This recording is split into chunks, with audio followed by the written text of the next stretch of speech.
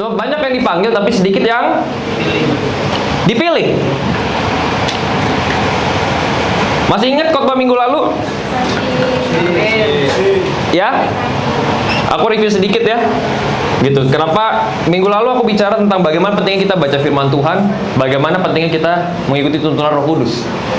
Gitu ya.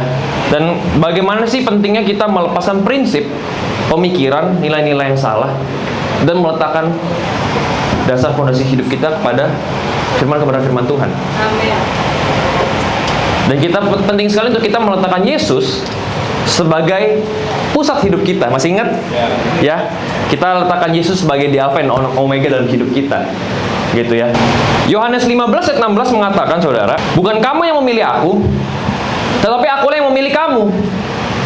Amin. Aku telah menetapkan kamu supaya kamu pergi dan menghasilkan buah, dan buahmu itu tetap, supaya apa yang kamu minta kepada Bapa dalam namaku diberikannya kepadamu. Jadi kita harus mengerti dulu, dan kita harus benar-benar ingat dalam hidup kita bahwa Tuhan itu yang pilih kita. Dia yang panggil kita. Waktu kita lahir baru, waktu kita terima Tuhan, kita terima sebuah panggilan. Di 2 Timotius 1 ayat 9, dialah yang menyelamatkan kita dan memanggil kita dengan panggilan kudus.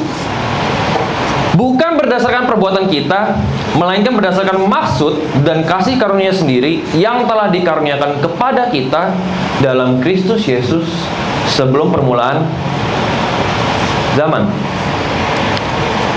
Ada amin? Amin. Jadi kita harus mengerti dulu bahwa Tuhan itu yang memanggil kita. Sewaktu kita kenal Tuhan, sewaktu kita lahir baru, sadar tidak sadar, saudara terima sebuah panggilan dari Tuhan. Ada tujuannya, ada sebabnya kenapa saudara dilahirkan di keluarga saudara. Kenapa kita dilahirkan jadi orang Indonesia yang sekolah ke Taiwan. Ada alasan, ada tujuannya.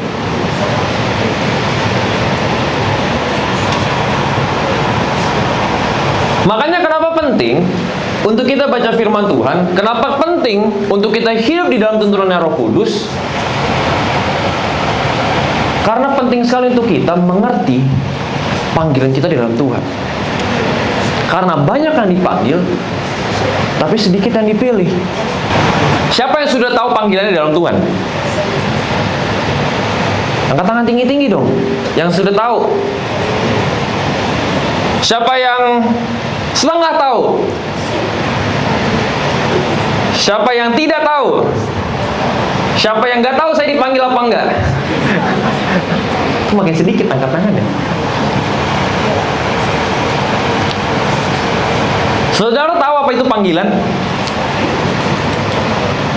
Tahu? Tidak? Halo? Calling panggilan? Kenapa sih Tuhan tuh ciptain saudara tuh tujuannya apa?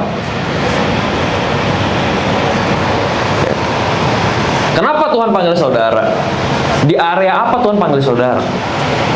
Apa yang Tuhan mau saudara lakukan di bumi ini? Karena kalau saudara dan saya tidak punya panggilan, waktu kita kenal Tuhan, hilang aja naik surga langsung. There is a purpose, ada sebuah tujuan kenapa Tuhan panggil kita. Dan kita masih hidup hari ini di tempat ini. Kita kalau mau bicara sedikit lebih dalam, saya singgung sedikit ya. Ada 7 area atau 7 gunung Tuhan tuh panggil kita. Gunung rohani, keluarga, pendidikan, keuangan, media dan hiburan, teknologi, pemerintahan. Saya nggak akan masuk ini in detail karena banyak. Nanti saudara yang KKA belajar di KKA. Ya. Tapi terlepas Tuhan panggil saudara di area apapun, di gunung apapun, kita perlu belajar satu hal saudara, yang namanya setia. Setia dalam gereja lokalmu, setia dalam komselmu, dalam komunitasmu, setia dalam panggilan Tuhan dalam hidupmu. Penting sekali.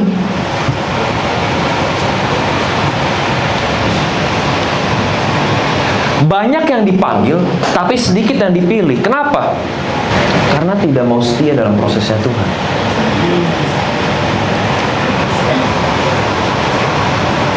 Tahukah saudara, terlepas tadi angkat tangan yang tahu panggilannya, yang belum tahu, tahukah saudara, saudara boleh tahu panggilan hidup saudara, saudara boleh tidak tahu panggilan hidup saudara, nggak merubah apapun. Saudara tahu nggak, walaupun saudara sudah tahu jelas panggilan hidup saudara apa, kalau saudara nggak setia dalam prosesnya Tuhan, nggak akan sampai. Nggak akan sampai. Mau sebesar, mau sehebat apapun panggilanmu dalam Tuhan, kalau kamu nggak pernah belajar setia dalam prosesnya Tuhan, nggak akan pernah sampai. Kita lihat di Kisah Para Rasul 1 ayat 8. Tetapi kamu akan menerima kuasa kalau Roh Kudus turun ke atas kamu, dan kamu akan menjadi saksiku di Yerusalem dan di seluruh Yudea dan Samaria dan sampai ke ujung bumi.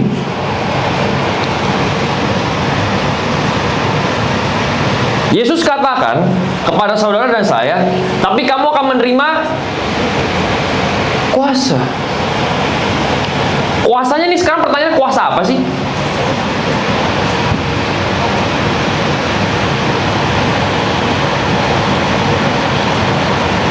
Markus 16 ayat 17 sampai 18.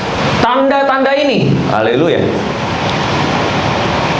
akan menyertai orang-orang yang percaya. Siapa orang percaya di sini? Alkitab katakan tanda-tanda ini akan menyertai orang percaya. Mereka akan mengusir setan-setan demi namaku. Mereka akan berbicara dalam bahasa yang baru bagi mereka. Mereka akan memegang ular, dan sekalipun mereka minum racun maut, mereka tidak akan mendapat celaka. Mereka akan meletakkan tangan atas orang sakit, dan orang itu akan sembuh. Siapa yang pernah ngalamin ini? Haleluya. Yesus Kristus, dia telah mati di kayu salib. Dia dikubur, bangkit pada hari ketiga. Nah, sebelum dia naik, dia ngomong ini. Jadi Yesus Kristus telah memberikan kita kuasa dan otoritas penuh.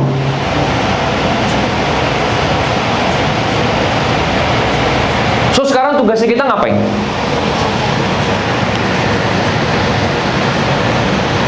Kita duduk nunggu kedatangan Tuhan Yesus?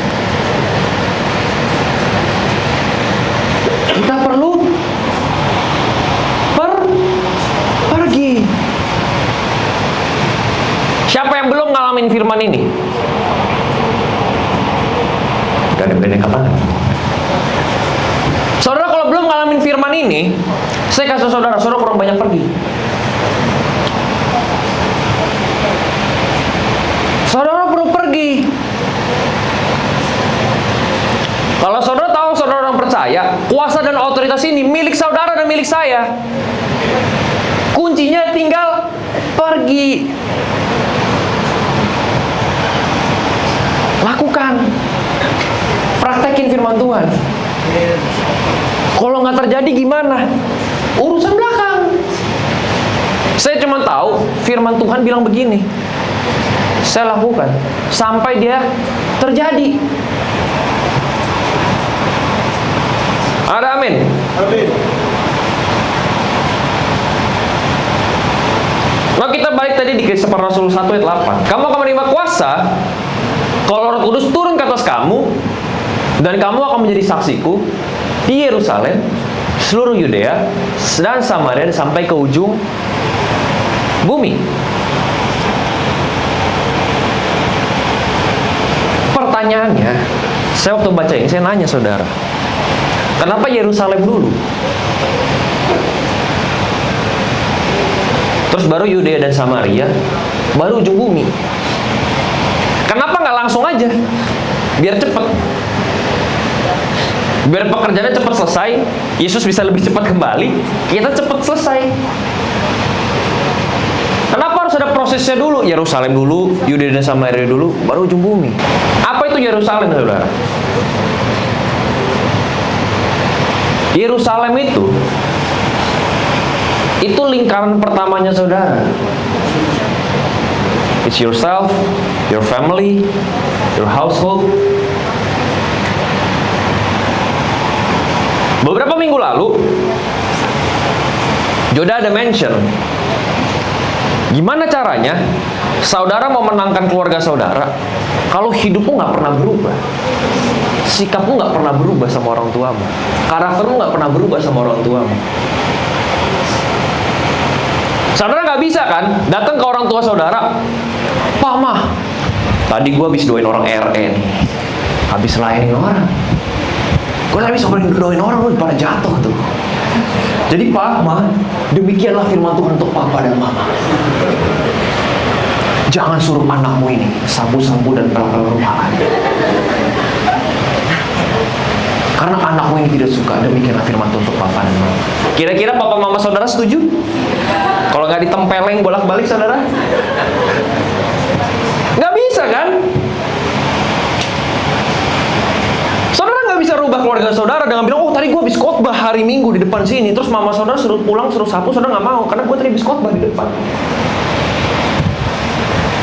Nggak bisa.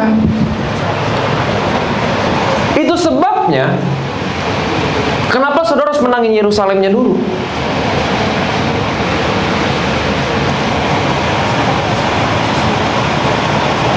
Kita harus ngerti dengan betul, Tuhan yang panggil saya.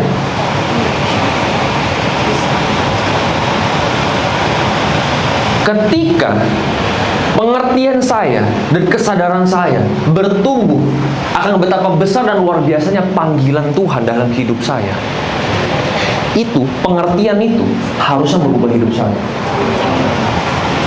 harusnya merubah sikap saya, harusnya merubah karakter saya kepada orang-orang di sekitar saya, terutama lingkaran pertama saya.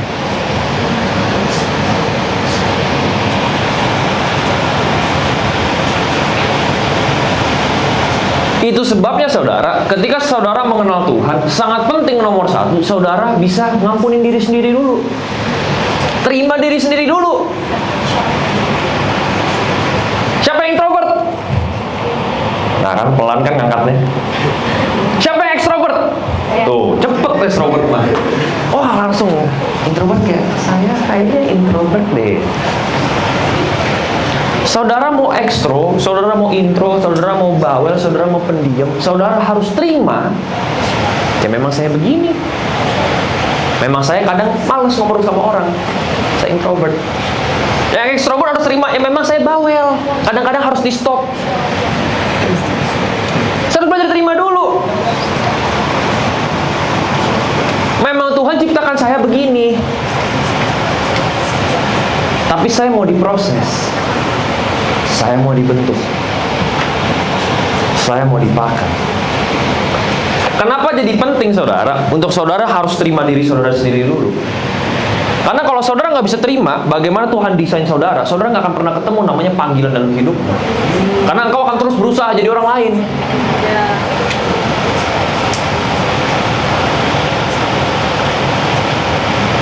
Yang ekstrovert tadi mana? Nah, saya tanya sama saudara yang ekstrovert, oke? Wah, kayaknya jadi introvert enak kali ya. Saya coba deh kurung diri di kamar sehari.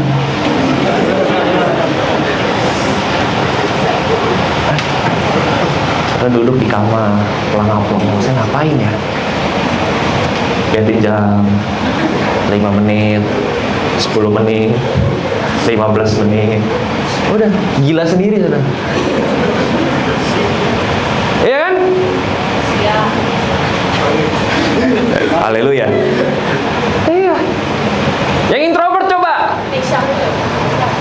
Jadi ekstrovert. Saudara tanya ekstrovert biasanya ngapain? Jalan-jalan. Jalan-jalan kemana? Gak tahu, yang penting jalan-jalan. Ngapain? Ya gak tahu. Yang penting sih jalan-jalan. Kenapa? Gak harus tanya kenapa, yang penting jalan-jalan. Saudara paksa diri, wah saya harus jadi ekstrovert, saya harus jadi ekstrovert. Saudara jalan-jalan. Saudara cowoknya paksain kalau nggak pingsan.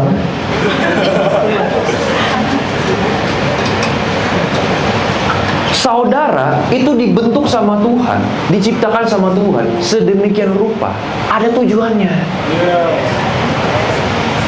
Nggak perlu jadi orang lain. So first things first, saudara harus belajar terima diri saudara.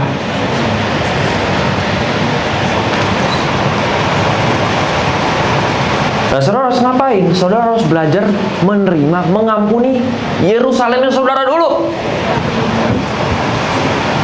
Orang-orang di sekitar saudara, papa mama saudara, saudara kandungnya saudara. Bersyukur, terima. Jangan ngeluh terus.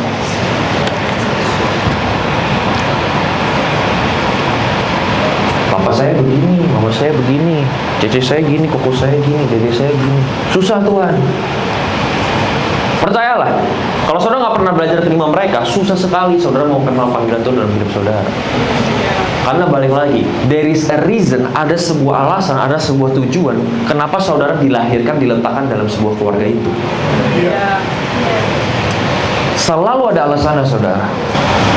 Kenapa ke Yudea? Kenapa ke Samaria saudara? Waktu saudara berhasil memenangkan Yerusalem saudara, baru saudara bisa move to the bigger area. Apa itu Yudea? Apa itu Samaria? Boleh ditampilin fotonya? Ini petanya Israel, peta kasar daerah sekitar Yerusalem. Yerusalem itu saudara, kelihatan nggak?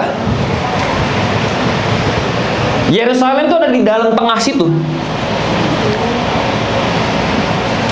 Yudea itu area di sekitarnya jauh lebih besar saudara. Samaria di atasnya lagi. So kenapa penting saya menangin Yerusalemnya dulu? Kalau saya nggak pernah menang di Yerusalem yang sekecil itu, saya gimana mau menangin Yudeanya? Saya gimana mau masuk sama dalam Yudeanya? Nggak bisa. Kalau saudara nggak pernah belajar terima keluarga saudara, nggak pernah bisa belajar terima orang tuanya saudara, bagaimana saudara mau terima orang-orang sekitar saudara? Nggak bisa.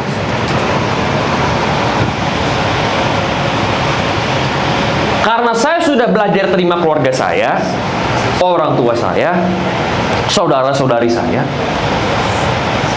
baru saya bisa belajar terima orang lain. Kita buka Lukas 10 ayat 30. Jawab Yesus, ada seorang turun dari Yerusalem ke Yeriko. Ia jatuh ke tangan penyamun-penyamun yang bukan saja merampoknya habis-habisan, tetapi yang juga memukulnya, dan yang sesudah itu pergi meninggalkannya setengah mati. Kebetulan ada seorang imam turun melalui jalan itu. Ia melihat orang itu, tapi ia melewatinya dari seberang jalan. Demikian juga seorang Lewi datang ke tempat itu. Ketika ia melihat orang itu, ia melewatinya dari seberang jalan. Lalu datang seorang Samaria yang sedang dalam perjalanan ke tempat itu, dan ketika ia melihat orang itu, tergelaklah hatinya oleh belas kasihan. Ia pergi kepadanya, lalu membalut luka-lukanya. Sesudah ia menyiraminya dengan minyak dan anggur, kemudian ia menaikkan orang itu ke atas keledai tunggangannya sendiri, lalu membawanya ke tempat penginapan dan merawatnya. Keesokan harinya, ia menyerahkan 2 dinar kepada pemilik penginapan itu. Katanya, rawatlah dia, dan jika kau belanjakan lebih dari ini, aku akan menggantinya waktu aku kembali. Siapakah di antara ketiga orang ini menurut pendapatmu adalah sesama manusia dari orang yang jatuh ke tangan penyamun itu? Jawab orang itu, orang yang telah menunjukkan belas kasihan kepadanya. Kata Yesus kepadanya, pergilah dan perbuatlah demikian. Saudara tahu atau pernah baca cerita ini? Ya, dulu kalau yang sekolah minggu suka ada drama mininya ya. Ada orang lagi jalan, dia digebukin, dirampok habis. Ya. Kalau tadi kita baca di ayat 31. Jadi ada orang yang dia bukan cuma dirampok, dia digebukin sampai habis. Lalu dia ditinggalkan begitu saja supaya mati. Alkitab katakan, Yesus bilang, ada seorang imam turun lewat. Dan dia lewatin aja. Ayat berikutnya bilang, ada seorang Lewi juga lewat. Dia cuma lihat, dia lewat aja habis itu. Lihat doang lewat, lihat doang lewat. Lalu dikatakan ada orang Samaria. Saudara tahu nggak? For your context, supaya saudara tahu dulu, orang Israel sama orang Samaria itu tidak bergaul. Ada ayat lain kalau saudara cari, Yesus datang sama satu perempuan Samaria minta minum. Dia bilang, bagaimana kau yang Yahudi minta sama saya minum? Orang Samaria. Kenapa? Karena orang Israel sama Yahudi itu nggak bergaul. Kenapa? Karena orang Samaria itu siapa sih mereka? Mereka adalah orang Israel yang darahnya nggak murni lagi orang Israel. Sudah nyampur. Mereka nggak murni darahnya keturunan Israel, udah campur. Makanya orang Israel nggak menganggap mereka orang Israel. Sentimen. Karena kamu bukan darah asli keturunan Israel. Jadi mereka ini, quote in quote, bermusuhan.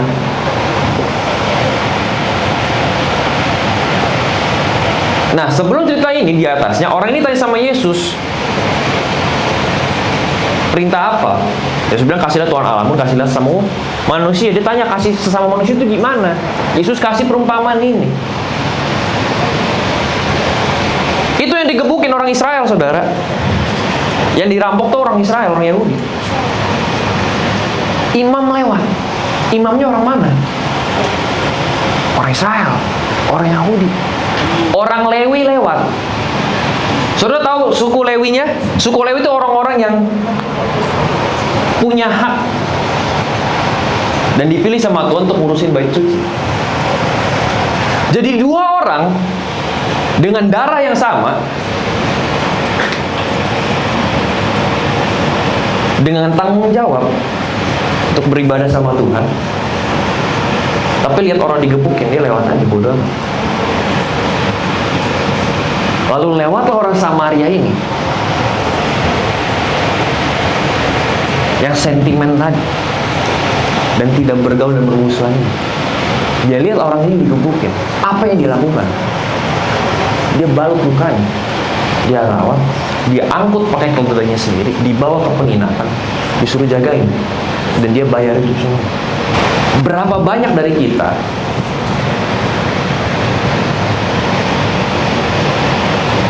waktu kita sudah move dari Yerusalem kita move to the bigger area, sulit sekali terima atau maafin orang-orang di sekitar kita. Wah, saya susah banget nih maafin si Jason. Dan Jason deh, saudara kandung. Saya susah banget maafin Jovita. Egois dia mah. Kemarin jalan-jalan ke Thailand gak bawain saya oleh-oleh. Susah banget maafin dia. Wah, saya sebel banget lihat dia tadi nyanyi di depan.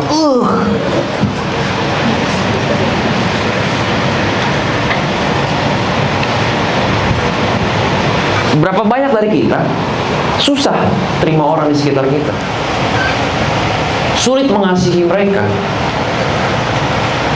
karena saya nggak suka sama dia, bla bla bla, bla.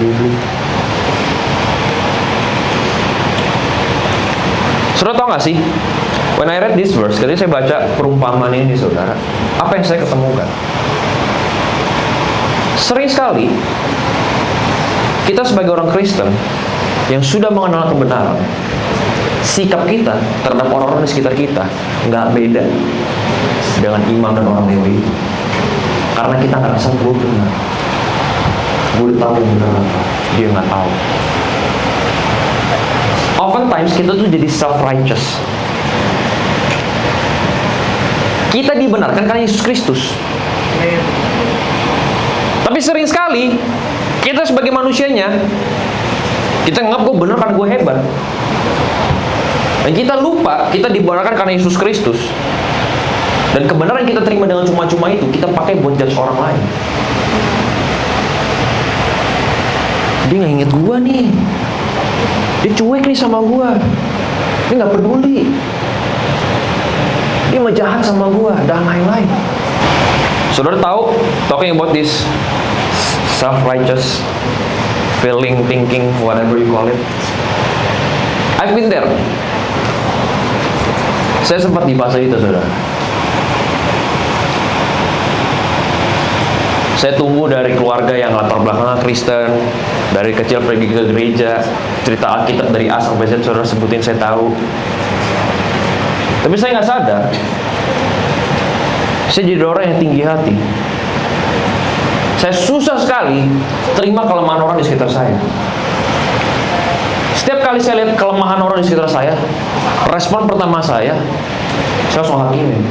Nggak benar tuh orang. Saya berasa saya kayak dewa. Sering sekali loh, orang Kristen hidup berasa dirinya kayak dewa kan? Gue udah benar nih, gue disuci benar, dia emang nggak benar. Sampai ke titik, saya nggak bisa kasihin orang di sekitar saya. Ada saudara kita yang duduk di tempat ini hari ini, teman dekatnya saya. Kita berangkat sekolah ke sini bareng, sekolah bareng, main bareng, bolos bareng, semua bareng saudara. Lalu saudara kita ini sempat tersesat hidupnya. Sewaktu dia hilang saudara, hilang arah, hidupnya nggak benar. Apa yang saya lakukan tahu nggak saudara? Saya nggak sadar. Saya jadi orang si imam dan orang Lewi tadi. Saya lihat dia nggak benar, saya lewat begitu aja. Nggak benar tuh orang. Aku tahu kebenaran tapi hidupnya masih nggak benar. Ngapain sih itu? To the point saudara, hati saya nggak bisa murni sama dia. Saya nggak bisa ngasihin dia seperti saudara sendiri. Karena saya jadi sentimen sama dia.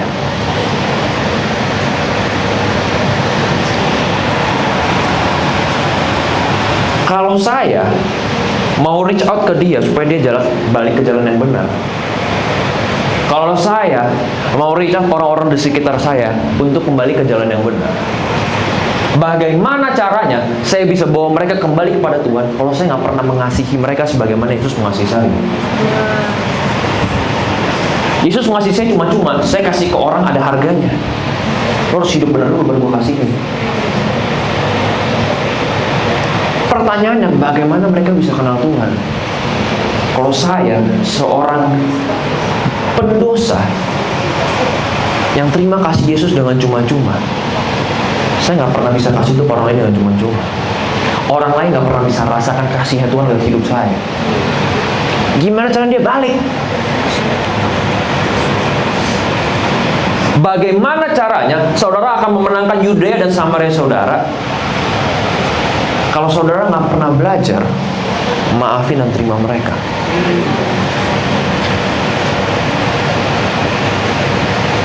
Saudara, belakang saya banyak ngomong sama beberapa anak. Saya bicara sama mereka, saya bilang apa? Bagaimana kamu memberitakan Yesus pada orang lain kalau kamu nggak pernah peduli sama hidupnya mereka?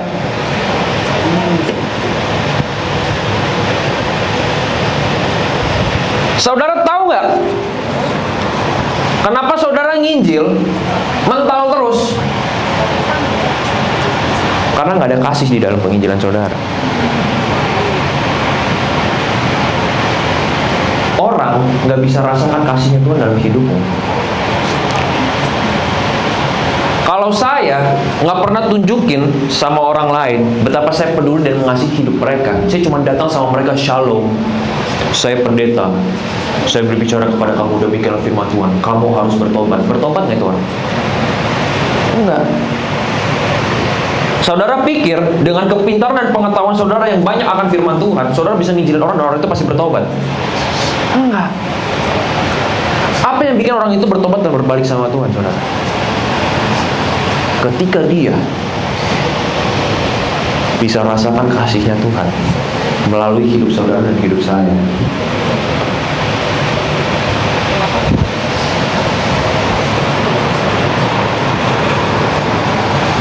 Ada amin. panggilan Tuhan yang Tuhan letakkan dalam hidupmu dan hidup saya harus merubah hidup saya sampai ke titik orang di sekitar saya bisa melihat dan merasakan kasihnya Tuhan. Kalau panggilannya Tuhan tidak dapat merubah hidupmu, tidak merubah karaktermu, tidak merubah hatimu dan sikapmu terhadap orang-orang di sekitarmu, berarti panggilan Tuhannya seakan-akan tidak nyata. Berarti engkau tidak sungguh-sungguh tahu panggilan Tuhan dalam hidupmu apa.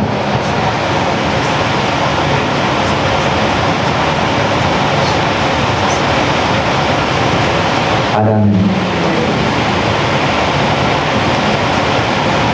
Ketika saudara menangin Yerusalem saudara, kalau saudara bisa menangin Yudeanya saudara, Samarianya saudara, baru saudara bisa ke ujung bumi. Apa maksudnya ujung bumi saudara? Bumi ada ujungnya nggak? Nggak ada. Saudara puter balik lagi ke atas, ketemu lagi kan? Nggak ada ujungnya. So apa maksudnya ujung bumi saudara? Kalau saudara berhasil memenangkan Yerusalem dan saudara, dan saudara berhasil menangkan Yudea dan Samaria saudara, baru saudara siap dikirim kemana saja sama Tuhan. Karena you went through this journey, menerima orang, maafin orang, mau hatinya dibentuk sama Tuhan, mau merendahkan diri saudara di hadapan Tuhan, dan lain-lain.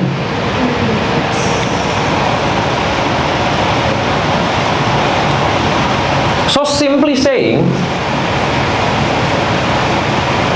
saudara nggak akan sampai ke ujung bumi kalau saudara nggak mau diproses di Yudea dan Samaria dan di Yerusalem itu. Kalau saudara mau diproses di sini di Yerusalem ya, dan saudara mau diproses sama Tuhan di Yudea dan Samaria saudara, nggak usah takut dikirim karena aku jadi saudara. Jadi.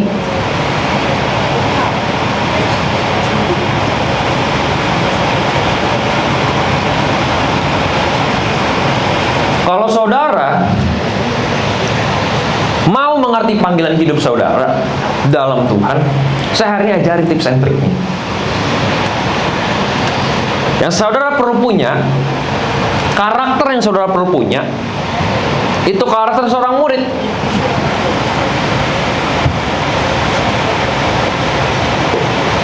Dan seorang murid punya 4 karakter ini. Disingkat jadi FAST, cepet, F-A-S-T. Faithful, available, submissive, teachable. Nomor 1, saudara harus setia, saudara harus faithful. Setia dalam apa sih? Setia dalam kebenaran firman Tuhan. Minggu lalu kita bahas kan tentang Alpha dan Omega, menjadikan Yesus nomor 1, yang terutama dalam hidup kita, yang awal dan yang akhir. So, karena saya mau setia dalam kebenaran firman Tuhan, saya harus mau diproses. Bagaimanapun caranya, berapapun lamanya sama Tuhan, terserah Tuhan.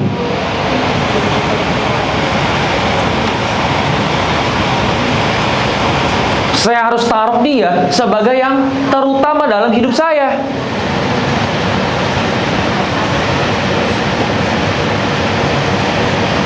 Kalau saya nggak bisa setia terhadap Tuhan sebagai yang terutama dalam hidup saya, bagaimana saya mau jadi berkat buat orang lain? Nggak bisa. Setia dalam gereja lokal saudara, setia dalam komsel saudara, setia dalam kebenaran yang saudara tahu. Baca Alkitab, berdoa itu udah nggak perlu dikejarin lagi saudara. Kalau saudara sungguh-sungguh ingin dipakai Tuhan, saudara akan mulai pick up your Bible, start to read it. Not because pendetanya yang ngomong, pastor saya yang ngomong, pemimpin saya yang ngomong, tapi karena saya memang mau mengenal Tuhan. Karena saya tahu Tuhan yang panggil saya, dan saya mau mengenal panggilan Dia. That's why I read the Bible. That's why I pray, because I want to respond to His call. Itu sebabnya saya beribadah hari Minggu, bukan karena saya gabut.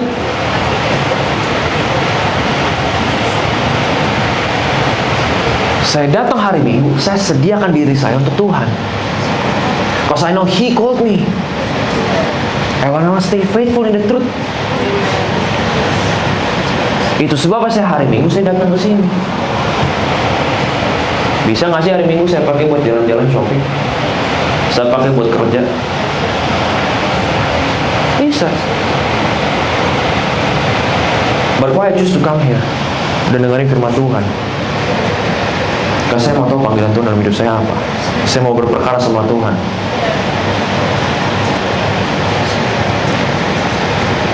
Itu sebabnya ketika kita datang ke gereja, saudara,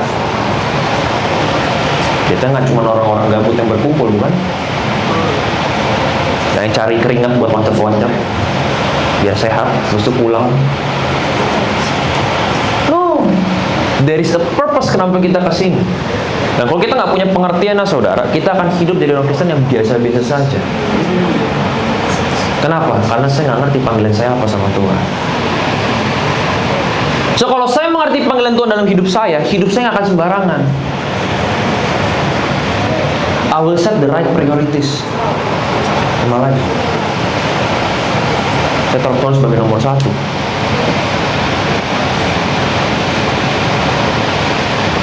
Saya tahu besok kebaktian, saya nggak begadang, nggak main game sampai jam 2, jam 3, jam 4 pagi, nggak tidur lagi. 1 game lagi kok tanggung. Entah besok ibadah nggak bisa bangun. Kemarin saya ngomong sama satu anak, saya punya teman mau diajak ke gereja. Kenapa diajak ke gereja? Iya, katanya dia udah lama nggak gereja. Oh, berarti dia dari Indo gereja? Iya, biasanya gereja kok.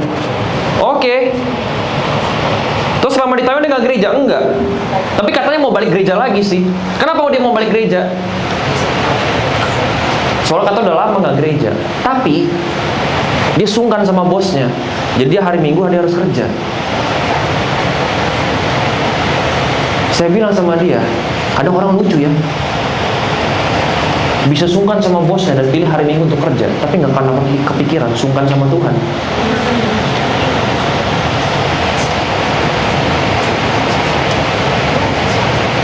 Bosmu melebihi Tuhan kah?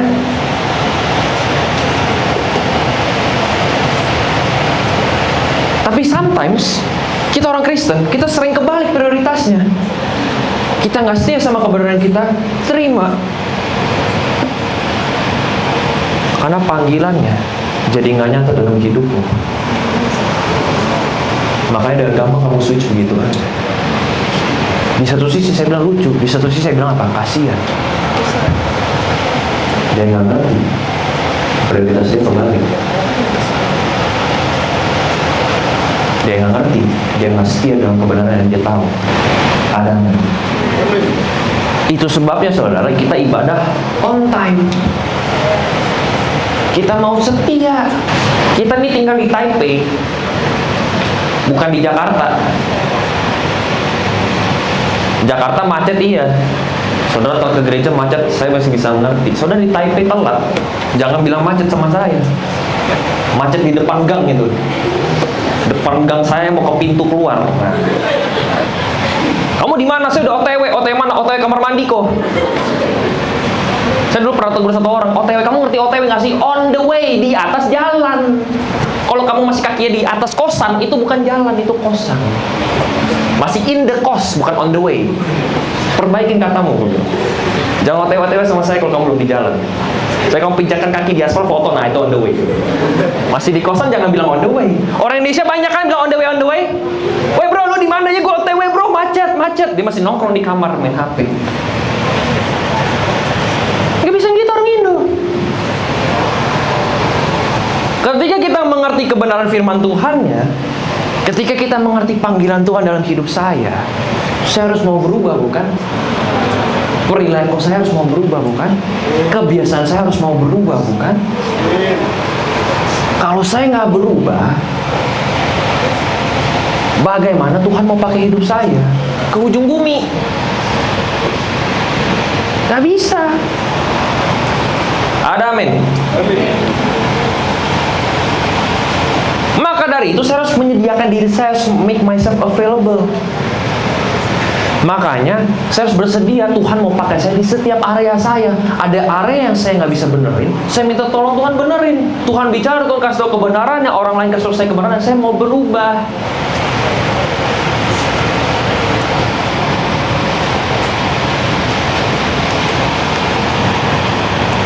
Make yourself available for God to use you in His way, not your way. In His way.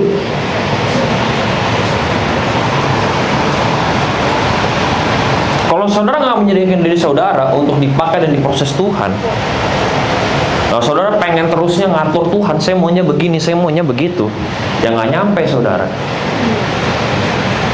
nggak bisa sampai.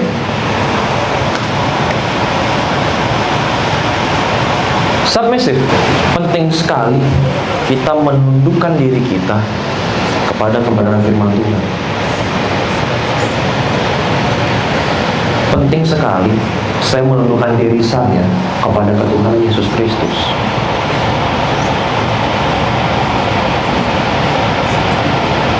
Kalau kebenaran yang saya tahu ini adalah sebuah kebenaran, tapi saya nggak mau lakukan, berarti saya nggak tunduk sama firman Tuhan. Saya nggak tunduk sama Tuhan Yesus Kristus. Ketika saya tunduk sama firman Tuhan, berarti saya menyediakan diri saya menundukkan diri saya untuk mau diajar, mau belajar, mau diteguh. That's why yang terakhir, teachable, mau diajar jadi penting. Saya mau diajar supaya apa yang nggak benar dalam hidup saya, apa yang salah dalam hidup saya bisa dikoreksi.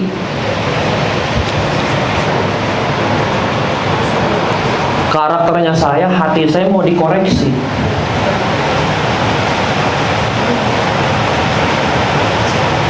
Koreksi itu nggak pernah enak, saudara. Nggak pernah enak. Siapa ditegur sama orang tua saudara, sama saudara pulang, yes, gue ditegur. Ada orang gila kalau ada. Rusak itu jiwanya. Nggak mungkin. Nggak enak, saudara. Nggak enak. Apalagi kita orang Indonesia, bukan? Kita hidup dengan moto pelanggaran dibuat untuk, peraturan dibuat untuk dilanggar. Yang lawan arah dikasih tahu dia lebih galak. Bapak kenapa nggak pakai helm? Bapak kenapa nggak atur saya pakai helm apa enggak? Hidup saya mati saya mati. Bapak repot. Wih, bisa jawabin. Pengendara motor ngatur polisi. Hebat. Kamu di Taiwan, woi. Jangan. Jangan, saudara. Makin banyak begini, dendanya makin gede. Jadi Indonesia, Bapak nggak tahu kenalan saya, sih. Sometimes kita bawa sikap gini sama Tuhan, tahu nggak? Kebenaran firman Tuhan datang. Firman Tuhan datang sama saudara, berak hantam hati saudara. Siapa dia? Ini kayak suara Tuhan, tapi apa ya ini ya? Kita hirauin gitu aja. Terus kita pilih kita maunya apa. Jadi bukan kebenaran yang nggak pernah datang, bukan firman Tuhan yang nggak pernah datang, saudaranya nggak mau diajar. Makanya saudara mau dengerin khotbah berapa kali, mau didoain berapa kali, mau tumbang berapa kali, hidupmu nggak berubah.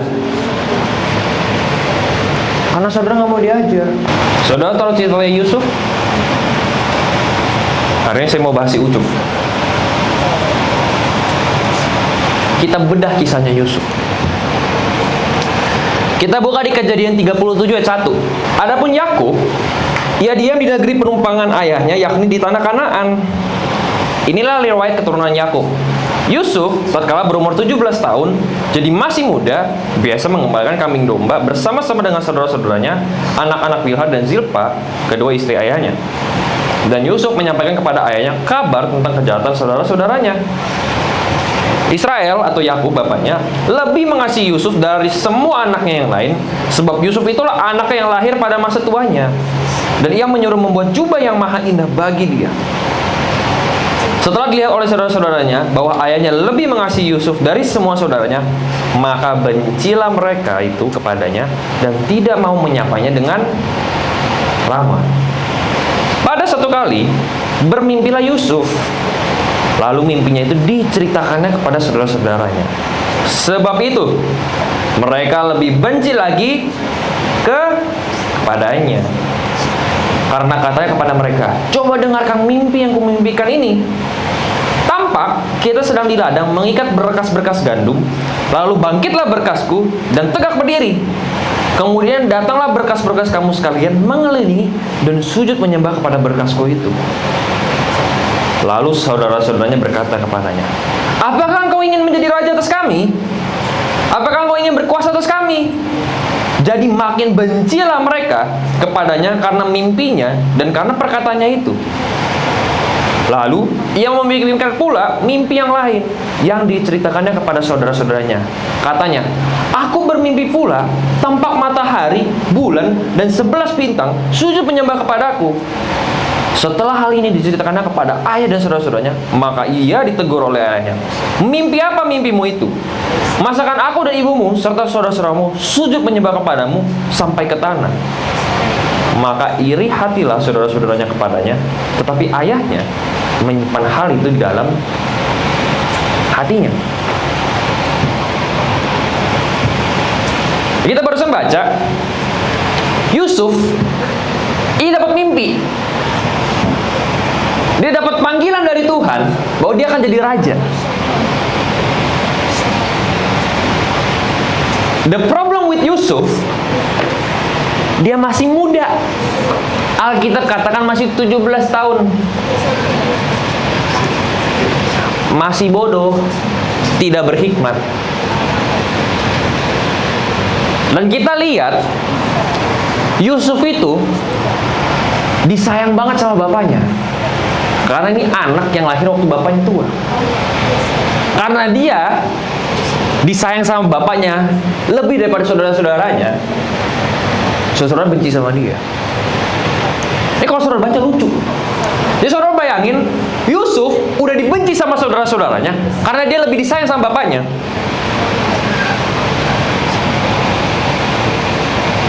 Lalu dengan bangganya dia ceritakan mimpinya. Lu tahu nggak? Lu bakal sujud menyembah gua.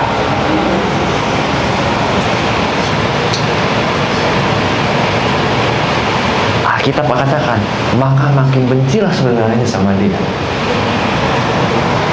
Saya juga jadi saudaranya, saudara saya marah. Lu bocil tahu apa? Ngomong apa? Tiba-tiba gitu Jason datang cukup toh, tahu nggak kok? Koko akan sujud menyembah aku. Pak langsung ngomong apa kamu? Mimpi dari mana itu? Kira-kira kayak gitu saudara. Saudara yang punya saudara, yang punya adik, saudara bayang adik saudara datang tiba-tiba out of the blue. Tahu nggak? Lu bakal sujud menyembah gua akan jadi raja.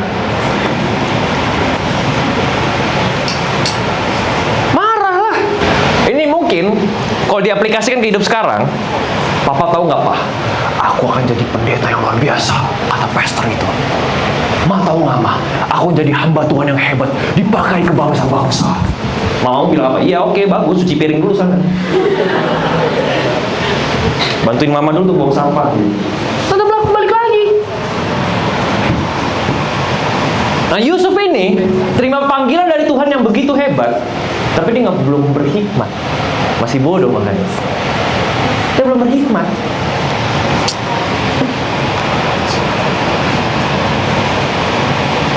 Dia dari umur 17 tahun, Tuhan urapin dia untuk bisa tafsirin mimpi. Jadi senjatanya udah ada. Melalui mulut dia bisa tafsirin mimpi.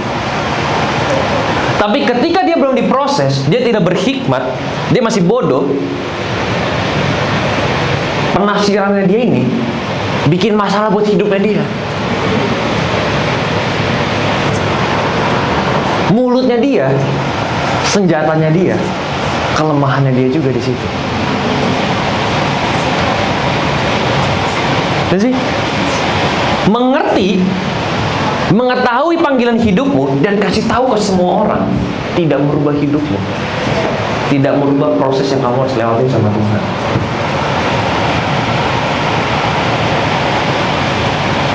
Nah, kita lanjut ayat 12.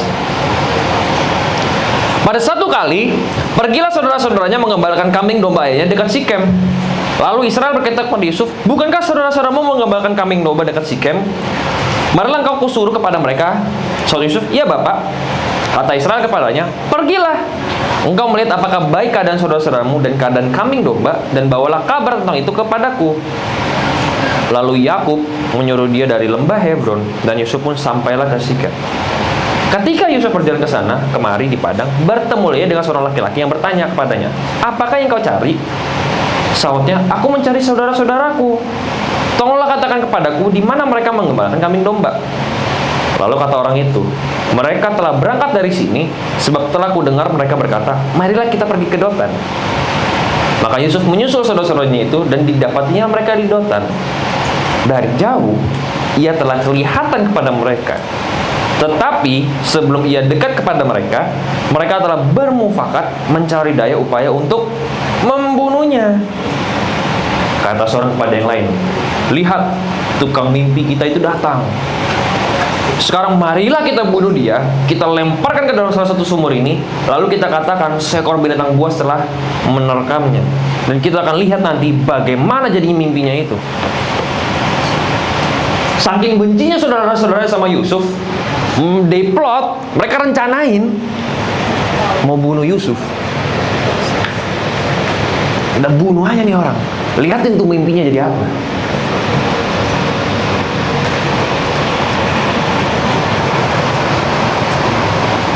Yusuf ini waktu masa mudanya si paling-paling. Ya deh, si paling raja deh. Ya deh, disembah-sembah deh. Mulutnya gede. Orang kesel sama dia akhirnya. Saudara-saudara benci sama dia akhirnya. Karena apa? Nggak bisa jaga mulutnya. 21. Ketika Ruben, salah satu saudaranya, mendengar hal ini, ia ingin melepaskan Yusuf dari tangan mereka. Sebab itu katanya, janganlah kita bunuh dia. Lagi kata Ruben kepada mereka, janganlah tumpahkan darah, lemparkanlah di dalam sumur yang ada di padang gurun ini, tetapi janganlah apa-apakan dia. Jadi,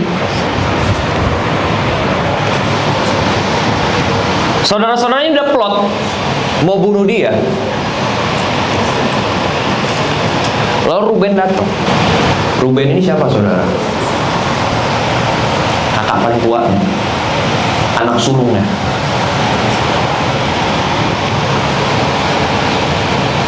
Ruben, arti namanya behold a son.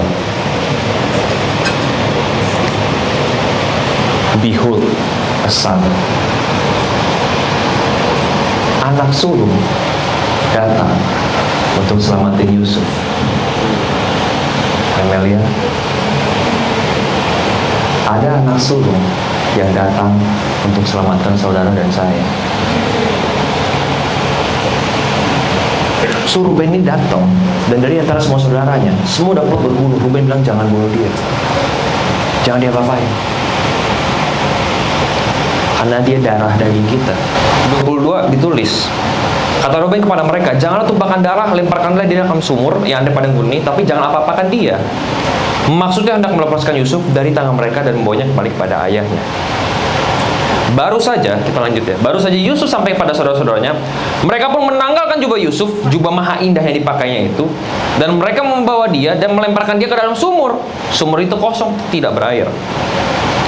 Kemudian duduklah mereka untuk makan.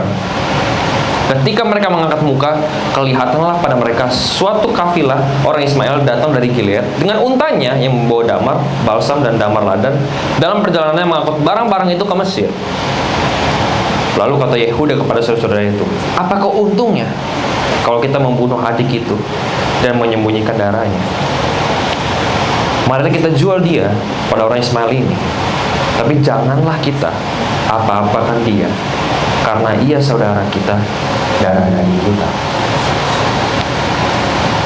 Dan saudara-saudaranya mendengarkan perkataannya itu.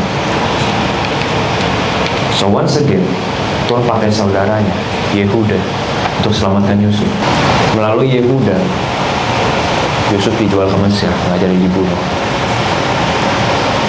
Melalui seorang keturunan Yehuda, kita diselamatkan.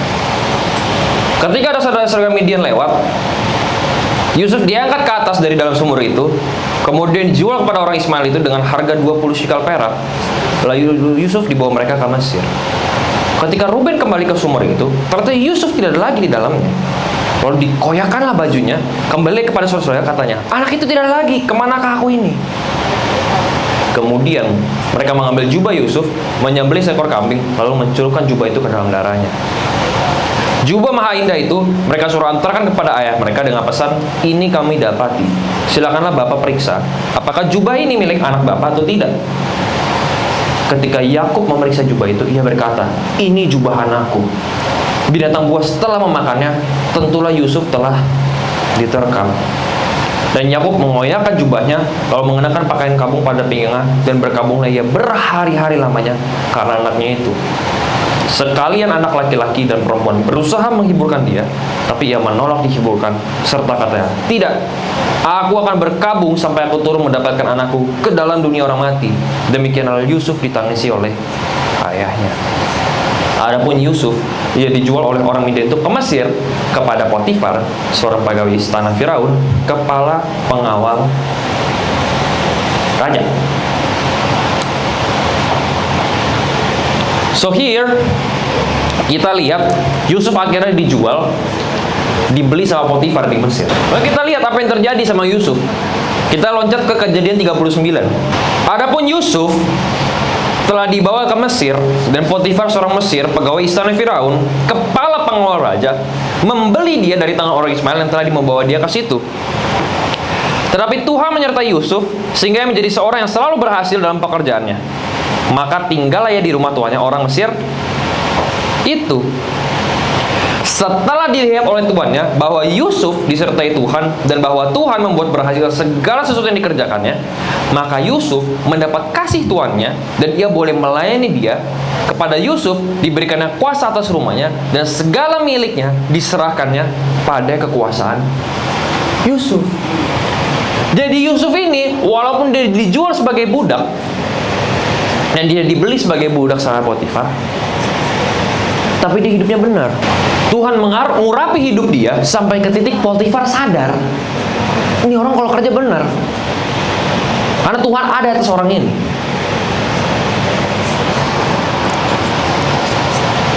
Sampai akhirnya Potifar kasih kekuasaan untuk Yusuf ini ngurus semuanya. Sampai rumah-rumahnya dia dikasih urus. Jadi Yusuf, walaupun dia sebagai budak, walaupun dia dijual dan dibeli sebagai budak, dia tetap hidup dan melakukan kebenaran yang dia tahu.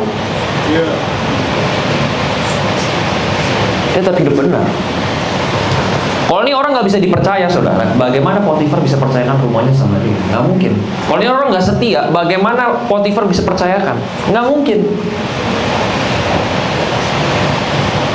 So Yusuf ini, walaupun hidupnya udah susah, tapi dia punya sikap hati, dia punya karakter yang benar, dan dia tetap setia lakukan itu.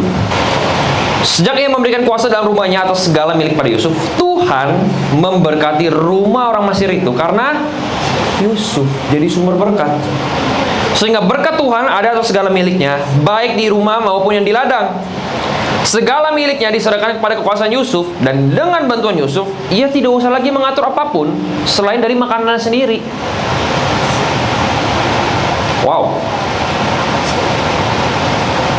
Jadi walaupun dia budak, saudara, dia bekerja begitu giat, begitu baik, sampai ke titik Potifar nggak perlu ngapa-ngapain lagi.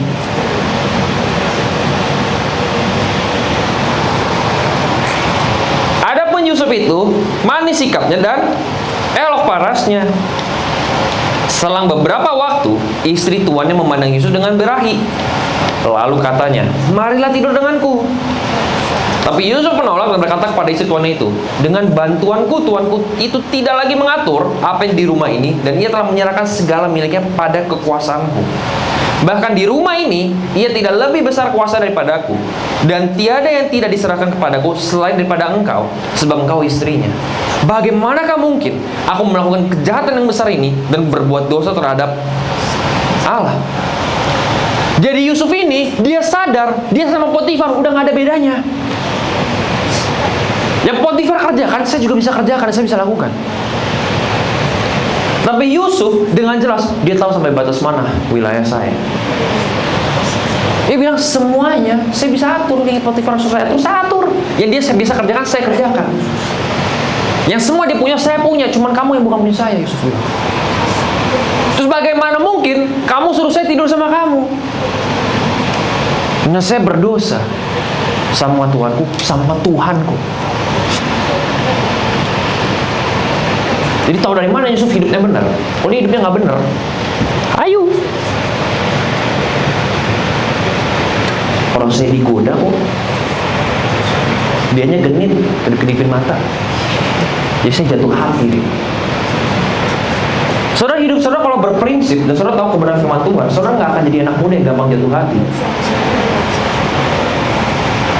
You won't. Saudara punya standarnya sekarang.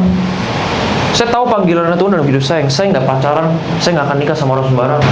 Kenapa kamu akhirnya pacaran sama dia? Iya, soalnya tergoda. Saya kasih saudara, kalau saudara bisa sampai tergoda, berarti hidupmu tidak ada kebenarannya.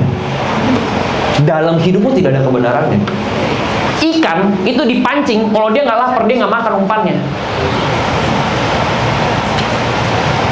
So kalau sampai ikannya bisa dapat, berarti dia lapar, bukan? Same thing. Hidupmu kalau udah ketemu kepuasan sama Tuhan, gak akan pengen yang lain-lain.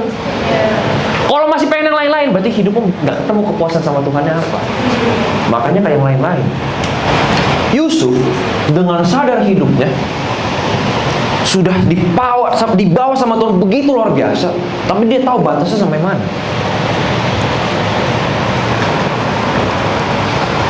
Ayo kita baca 10. Walaupun dari hari ke hari perempuan itu membujuk Yusuf, Yusuf tidak mendengarkan bujukan itu untuk tidur di sisinya dan bersetubuh dengan dia. Tiap hari, bro. Tiap hari digenitin sama tante Potifar.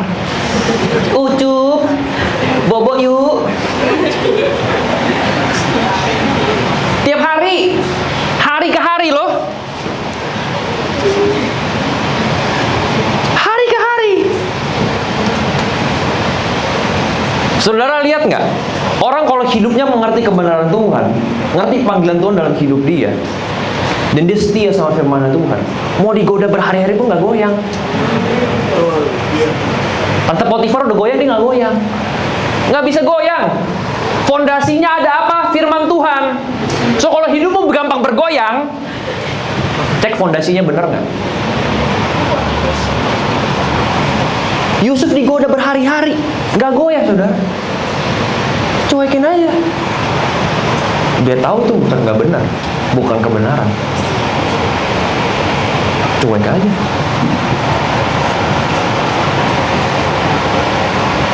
Ayat 11.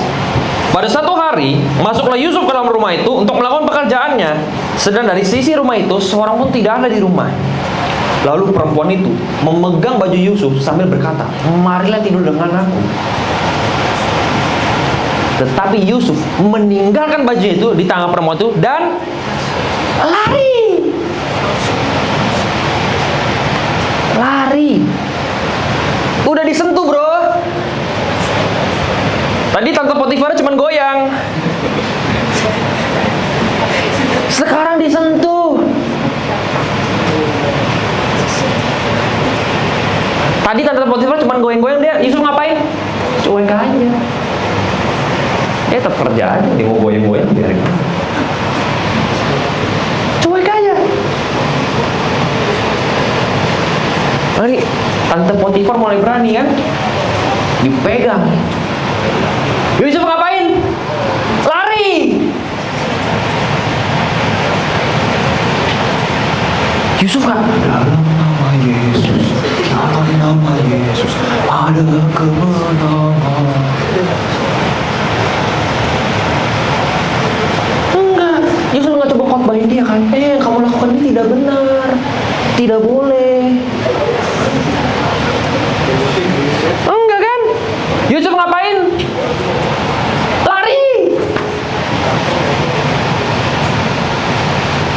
kalau godaan datang dalam hidupmu, kamu harus lari. Pintar. Yusuf lari. Dia tahu ini nggak benar. Begitu dipegang dia lari.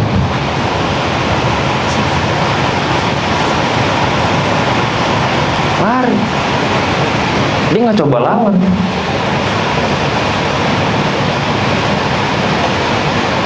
Makanya ketika godaan datang dalam hidup kita, jangan dilawan. Makin dilihatin makin menarik, bukan? Ih, goyangannya makin menarik si tante. Liatin terus. Dari Pargo yang Velocity goyang semua. Jago ya tantenya.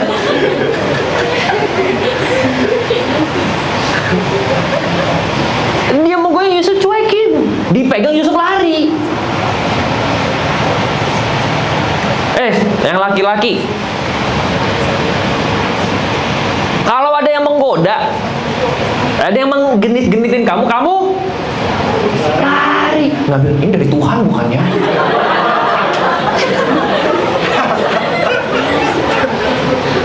Dari Tuhan dia nggak mungkin bergoyang.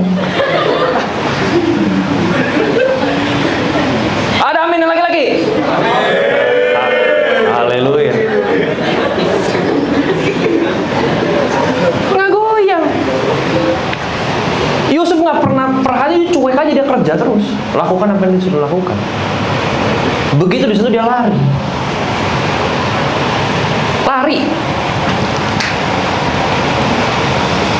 Kita lanjut ya. 13. Ketika dilihat perempuan itu bahwa Yusuf meninggalkan baju di dalam tangannya dan telah lari keluar, dipanggilnya lah seisi rumah itu. Lalu katanya kepada mereka, lihat.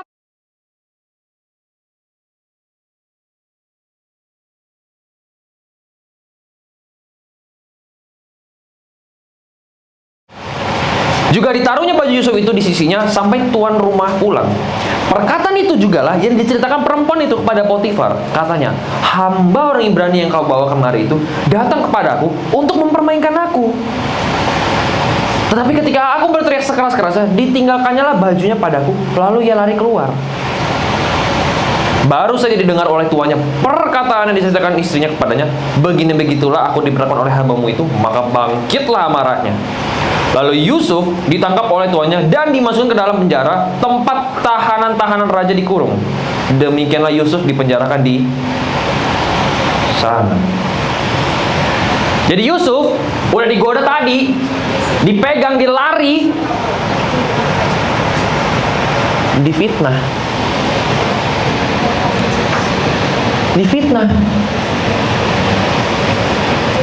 Difitnah yang enggak. Lalu si tante Potifar ini nunggu sampai Potifar pulang, kasih tahu kebohongannya itu, fitnahnya itu. Potifar nggak pikir lama, marah, langsung masukin penjara. Yusuf nggak dikasih kesempatan buat buka mulutnya dia. Nggak dikasih kesempatan. Dia bisa lo bela diri, gak dikasih kesempatan sama Tuhan untuk buka mulutnya dia. Masuk tiba-tiba ke penjara. 21. Tetapi Tuhan menyertai Yusuf dan melimpahkan kasih setianya kepadanya, dan membuat Yusuf kesayangan bagi kepala penjara itu. Jadi si Yusuf ini,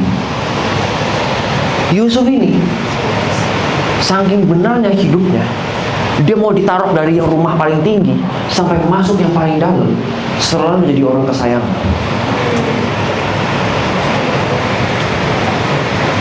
Selalu. Sebab itu, kepala penjara mempercayakan semua tahanan dalam penjara itu kepada Yusuf, dan segala pekerjaan yang harus dilakukan di situ, dialah yang mengurusnya. Dan kepala penjara tidak mencampuri segala yang dipercayakan kepada Yusuf, karena Tuhan menyertai dia, dan apa yang dikerjakannya dibuat Tuhan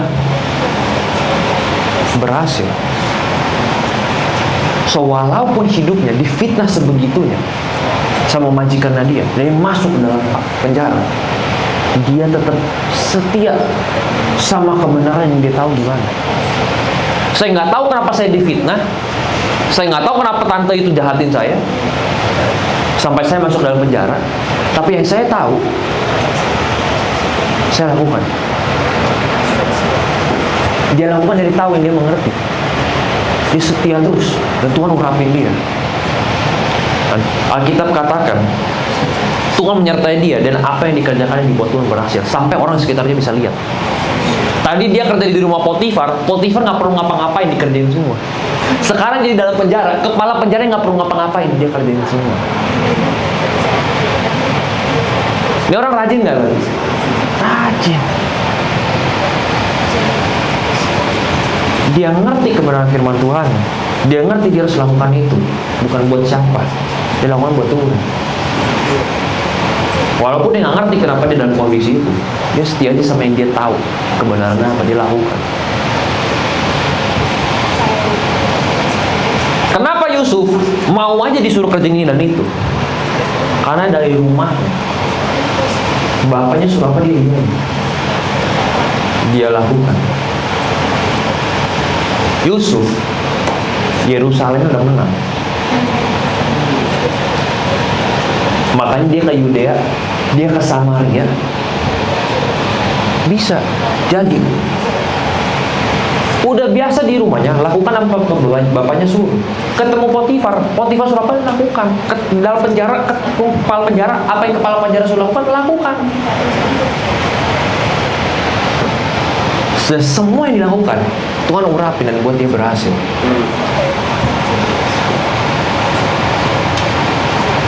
Next, 40 ayat 1. Sesudah semuanya itu terjadilah bahwa juru minuman Raja Mesir dan juru roti membuat kesalahan terhadap tuannya Raja Mesir itu. Murkalah Firaun pada kedua pegawai istananya, kepala juru minuman dan kepala juru roti itu. Ia menahan mereka dalam rumah kepala pengawal raja, dalam penjara tempat Yusuf dikurung. Jadi tiba-tiba ada dua pegawainya raja buat salah. Firaun marah, masukin ke penjara, ketemu sama Yusuf.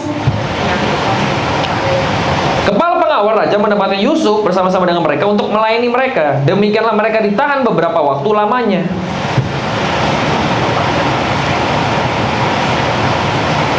Jadi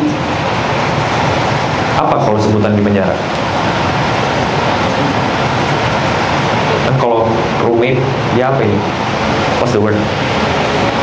Cellmate. Cellmate jelek banget cellmate. Ya.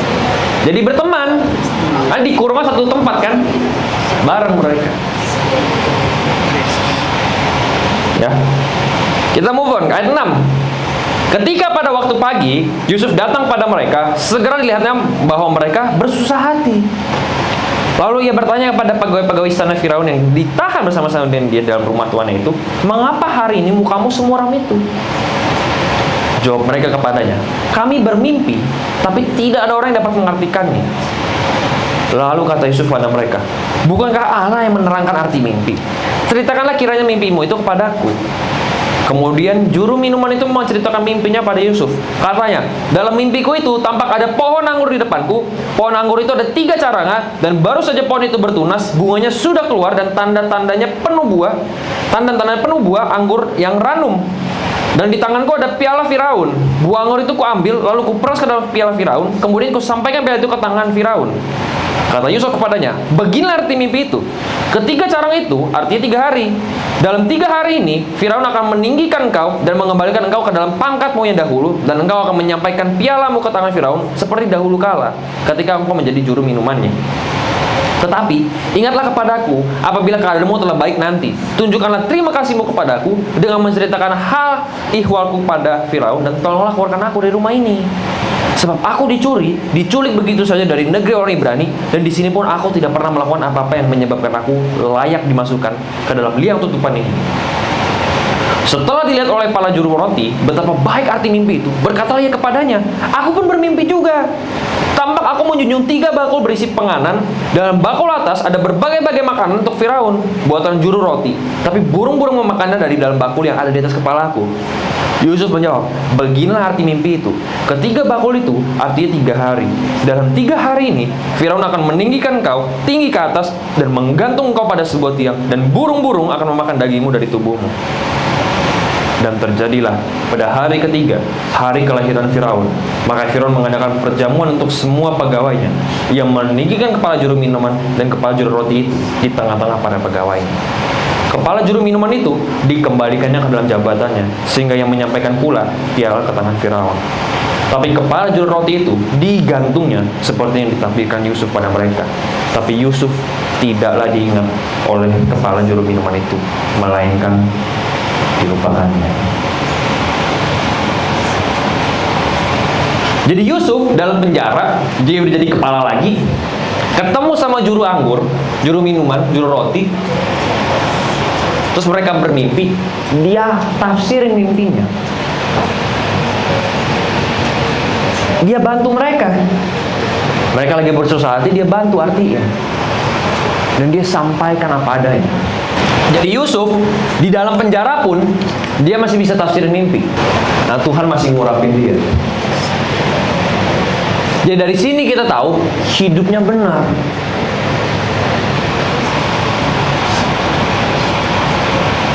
Yusuf bilang sama mereka, "Nanti kalau lu dinaikin lagi sama Firaun, ingat saya.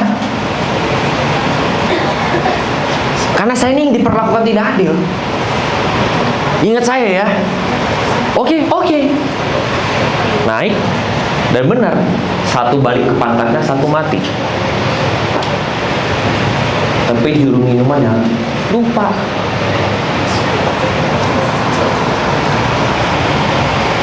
Yusuf dilupain dan ditinggalin begitu aja.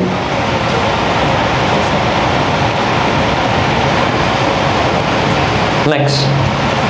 Setelah lewat 2 tahun lamanya, bermimpilah Firaun bahwa ia berdiri di tepi sungai Nil.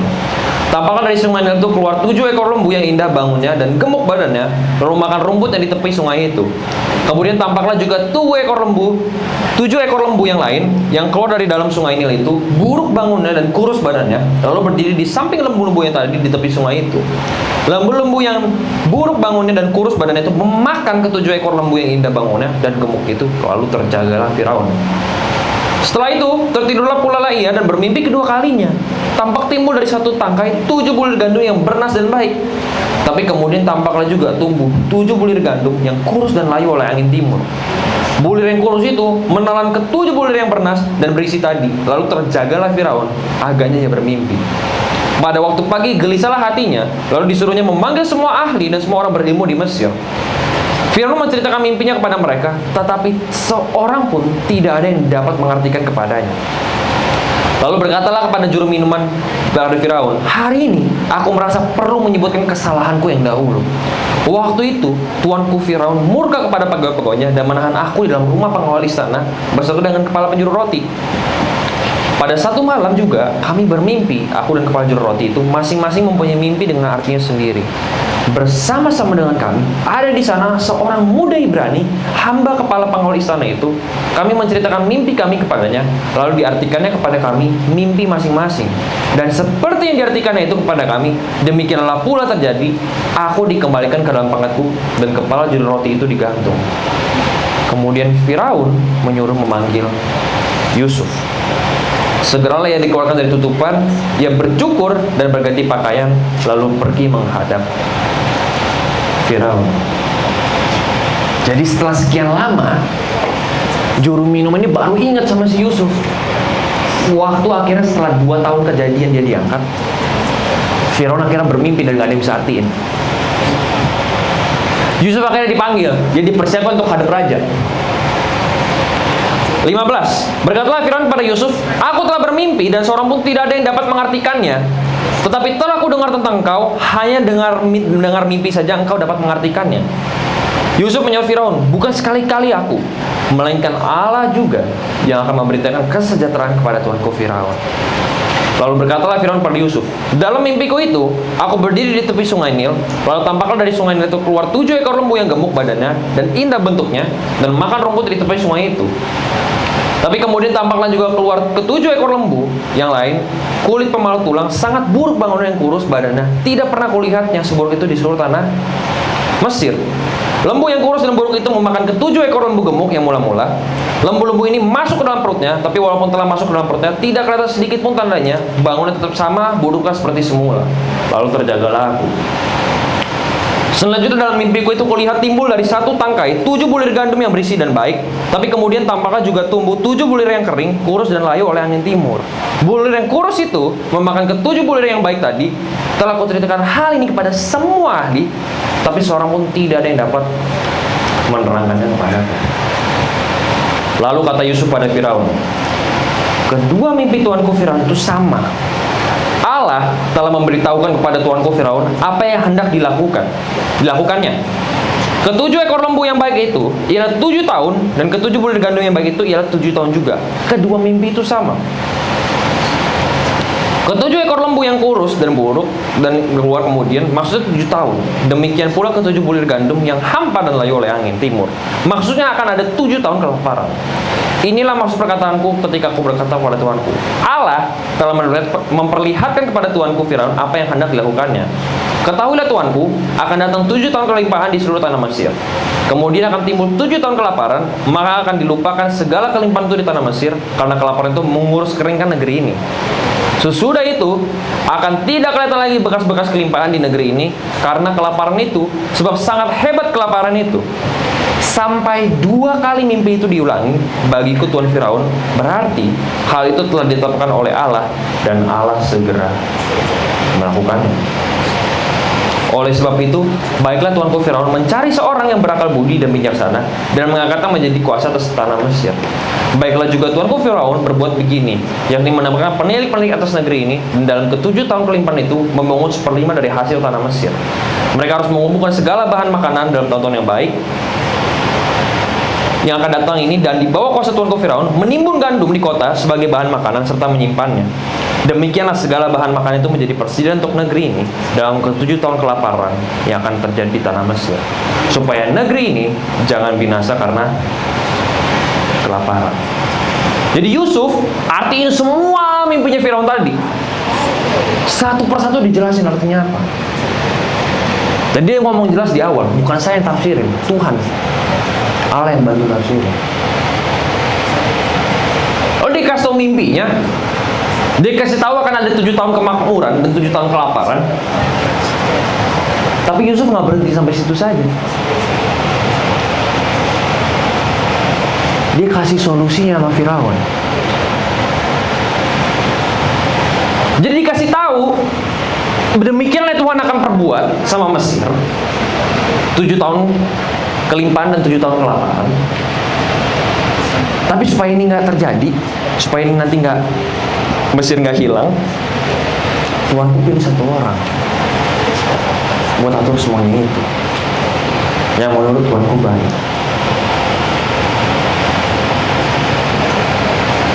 Saudara lihat kan, bagaimana Yusuf begitu berubah cara berbicaranya. Dari yang tadi di rumahnya si paling-paling, sekarang ada raja, diserahin semua sama raja, dan terserah raja mau ngapain. Berubah semua. 37. Usul itu dipandang baik oleh Firaun dan oleh semua pegawainya. Lalu berkatalah Firaun pada para pegawai, mungkinkah kita mendapat orang seperti ini, seorang yang penuh dengan roh Allah? Jadi Yusuf begitu berubah hidupnya, diproses sama Tuhan, sampai ke titik orang-orang di sekitar dia, Firaun dan pegawainya, bisa sadar roh Tuhan ada atas orang ini. Orang ini beda.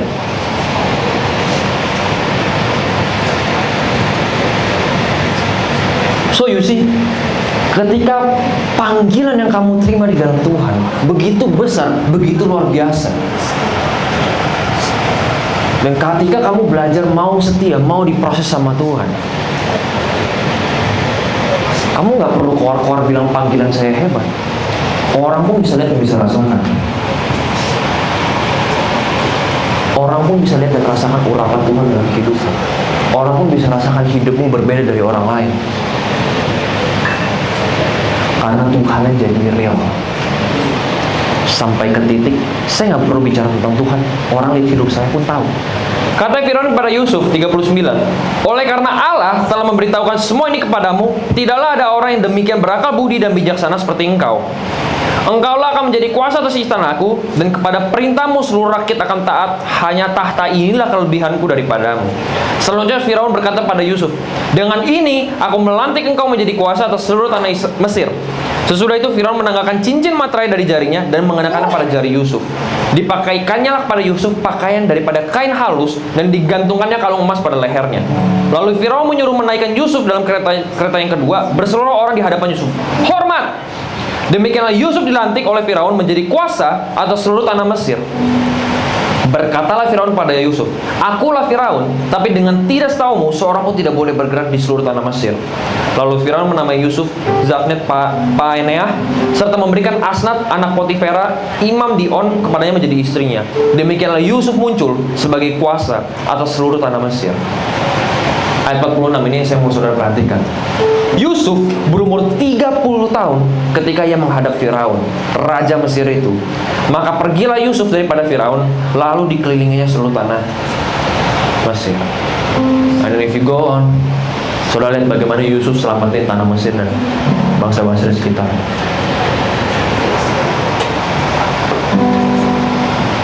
Yusuf, ketika Alkitab pertama kali catat nama dia, Alkitab katakan dia 17 tahun, masih muda,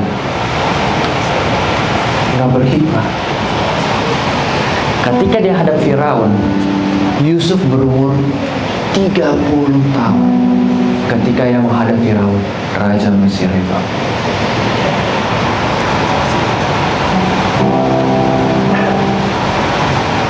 Jadi Yusuf diproses sedemikian rupa sama Tuhan 13 tahun, saudara. 13 tahun. Saudara bayangin 13 tahun berapa lama, saudara? Sepanjang 13 tahun itu dia hadapin begitu banyak ketidakadilan dalam hidupnya. Dia selalu bekerja dan jadi orang yang terbaik, dan selalu diangkat jadi orang yang paling atas. Tapi selalu aja balik lagi ground zero. Dia disayang sama bapaknya, saudara-saudaranya benci dia, balik lagi ground zero. Dijual menjadi budak. Dia kerja di rumah Potifar, jadi orang yang paling atas. Difitnah, masuk penjara, balik lagi. Di penjara, dia jadi orang paling atas di penjara. Dia bantu orang-orang di situ dan bekerja di situ. Dia dilupakan. Sampai ke titik Firaun panggil dia untuk menghadap.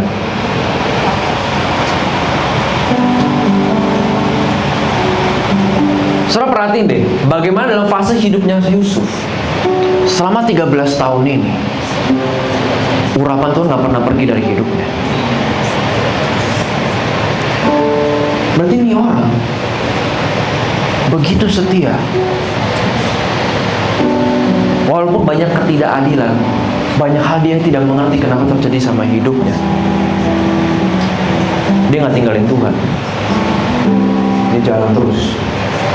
Yang dia tahu apa, yang dia tahu yang benar yang apa, dia lakukan itu terus, dia hidupin itu terus.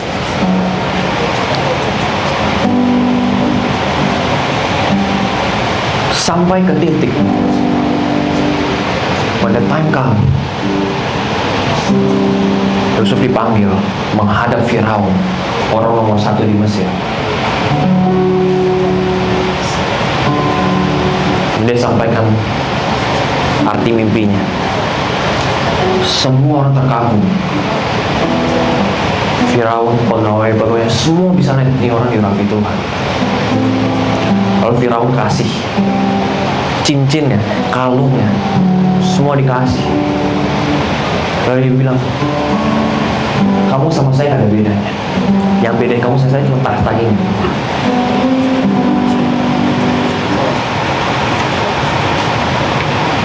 Mana kebayang sih sama Yusuf? Seorang anak muda, 17 tahun, one day dia akan hadap orang nomor 1 di Mesir. Mana pernah kebayang? Walaupun dia tahu dia akan jadi raja yang disembah, mana dia tahu prosesnya kayak begitu.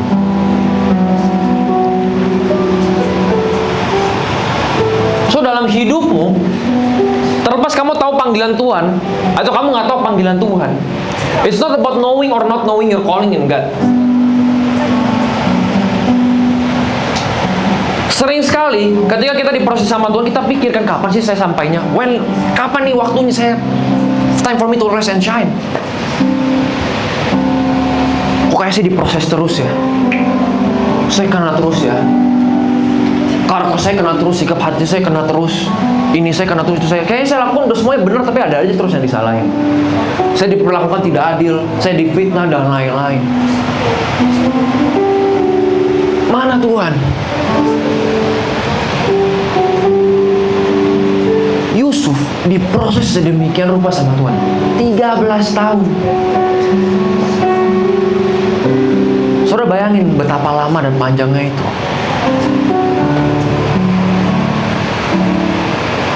Tapi bagaimana dia tetap setia? Kenapa dia bisa begitu setia sama panggilan Tuhan? Simple. Mau dia dari budak, dia diangkat, dia dijatuhin lagi, difitnah lagi, dilupakan dan dikhianatin.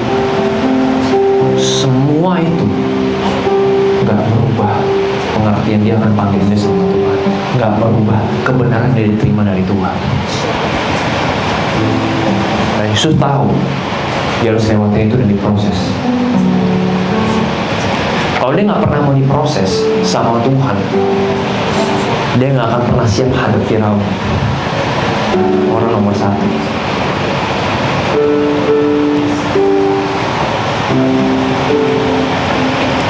So pertanyaan saya saudara simpel.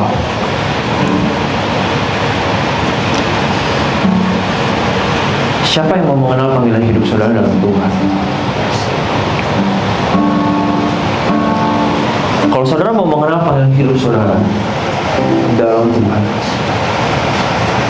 simple. Jadi murid yang baik. Train yourself. Ask God to train you to have those 4 characters: faithful, available, submissive, teachable. Tuhan ajar saya untuk setia. Tuhan ajar saya untuk menyediakan diri saya. Tuhan ajar saya untuk menundukkan diri saya pada kebenaran firman Tuhan. Tuhan ajar saya untuk punya hati yang mau diajar, telinga yang mau diajar.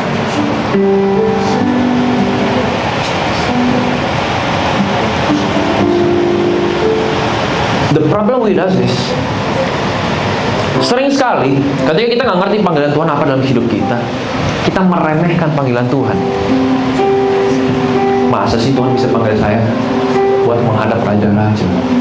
Masa sih Tuhan bisa panggil saya untuk ke bangsa-bangsa? Nggak mungkin deh kayaknya.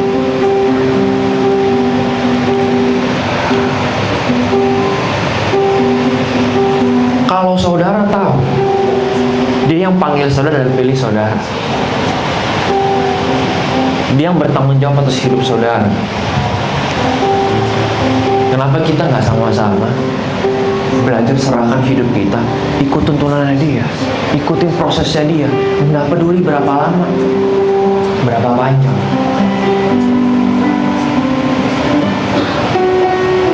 We stop asking questions, kenapa Tuhan begini, kenapa Tuhan begitu. And why don't we just, Tuhan mau apa, aku ikutin aja deh. Tuhan mau bawa saya ke kiri, ke kanan, saya ikutin aja deh. Walaupun gak enak, walaupun saya gak suka, saya gak setuju, tapi saya ikut aja deh.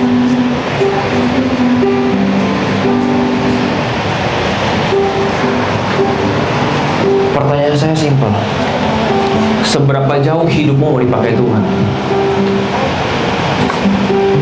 Apakah kau puas dengan hidupmu cuma di Taipei dan Tuhan pakai kamu cuma di Taipei? Atau hidupmu mau Tuhan pakai ke bangsa-bangsa, menghadap raja-raja? Kalau hidupmu mau ke bangsa-bangsa, kalau hidupmu mau menghadap raja-raja, kau harus punya hati yang mau diproses, yang mau diajar, yang mau setia, yang mau tunduk. Kalau nggak bisa.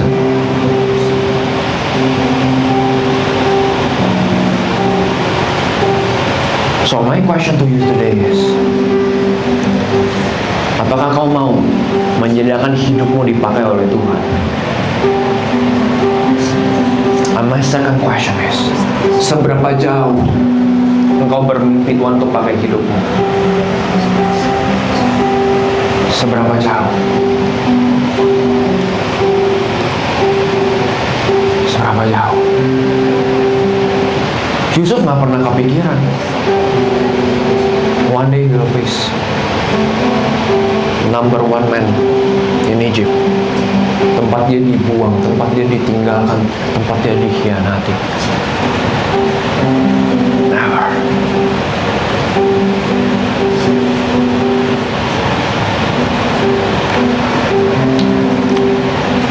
So my question to you is, siapa yang mau dipakai Tuhan? Siapa mau menyediakan hidup yang terdipakai Tuhan?